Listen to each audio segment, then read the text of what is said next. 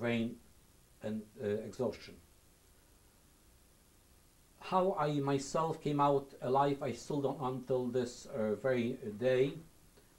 Two of my friends who happen to live now in England, they helped me somehow walk along, and we continued from Saturday, we continued to walk further, whoever was alive. Not too many people were able to walk properly, and whoever was behind, he was definitely shot on the spot. This took place outside of it was on the way from a town called Schwandorf and to not Oranienburg, I'm sorry, Neuburg vom Wald.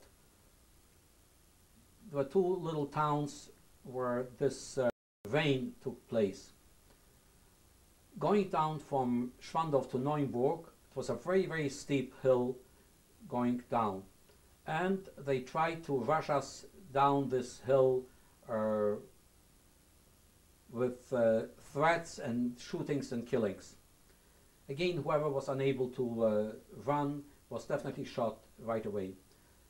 Before nightfall, whoever was still alive, they brought us to the train station, and we thought that we are going to be put again on another trip, but we did not. Somehow they were able to get some rotten potatoes. They warmed them up and they fed us the rotten potatoes, which didn't help very much again to our empty stomachs. Whoever was able to find a better potato was happy, but generally the potatoes were rotten potatoes and we could hardly even eat them. Saturday night we continued on our walk. They didn't put us on trains, but we continued walking. And we walked until Sunday morning. Sunday morning they put us into barns in a farmer's barn on the way. They still felt we are special people, a treasure that they have still to keep and give account for, that they brought some of us alive. They asked the farmer, the German farmer, to bring out some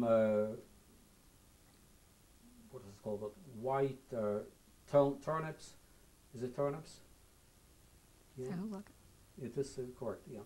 He took out some turnips into big buckets, and each one got a turnip to eat. At least it was much better, much tastier than the rotten potatoes the night before. After we received those turnips, we continued to walk, and this time we walked already in the forest. We continued to walk all day Sunday. Again, nightfall, we didn't walk any longer. They put us again into a barn, into a German farmer's barn. In this barn, we tried to catch some sleep. Some who were in the barn dug themselves in deep amongst the sheaves of straw, hoping to survive and stay there, which quite a few managed to do it. I myself, I wasn't able to bring it to myself to do it, and Monday morning we went out again on our walk. Again, a few turnips were given to us, and we walked from about 5 in the morning, we walked till about 10 o'clock in the forest. I would say about 10 o'clock, approximately 10 o'clock, a German woman ran by with tears running from her eyes, motioning to the German SS that the American tanks are on the main highway, and which was only about half a mile away. What happened then? The German SS, we were pulling their carts with things on them. They asked us to stop.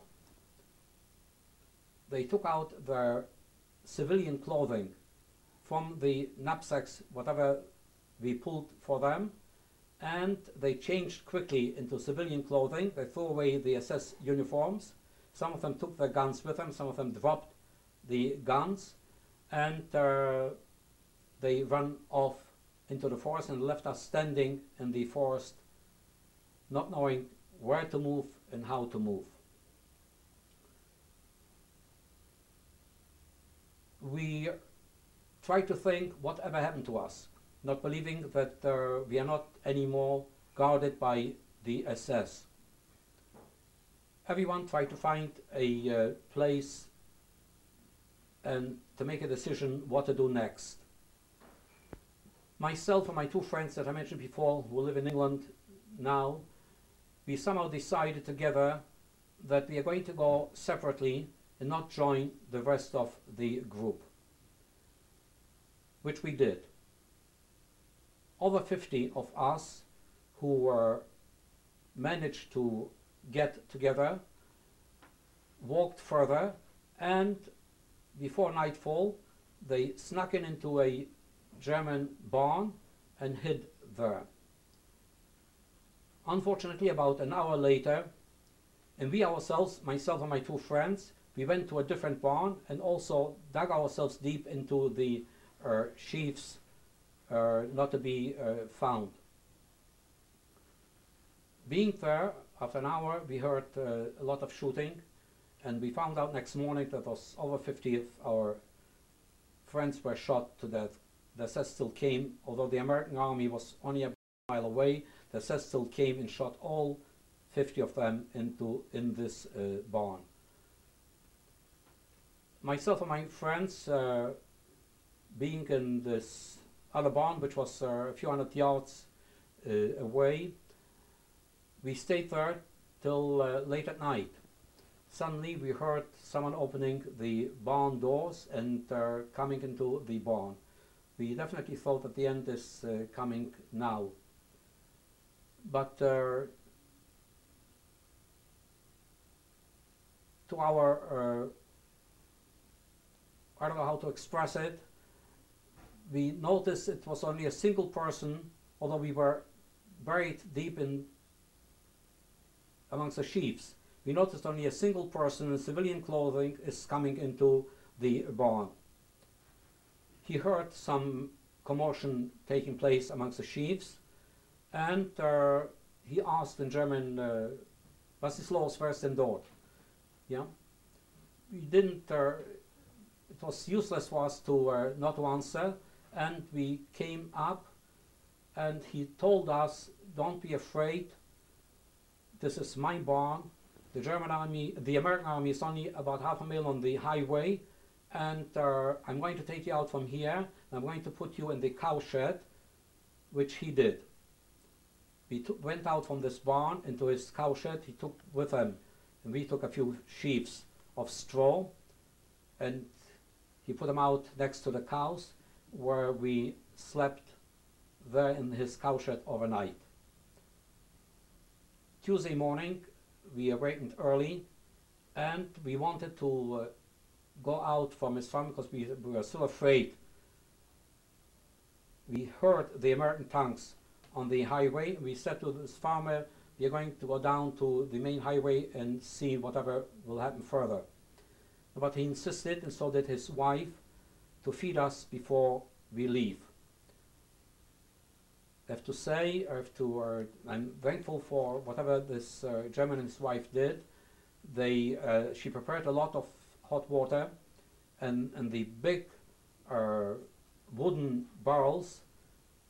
She gave each and every one of us a bath. She washed us up and gave each one of us a shirt and a pair of trousers, which I kept for a long time after the liberation. I don't have it anymore now. After eating, she cooked some eggs into milk. I remember it still on this very day, which we ate eagerly with some bread. And after we finished eating, we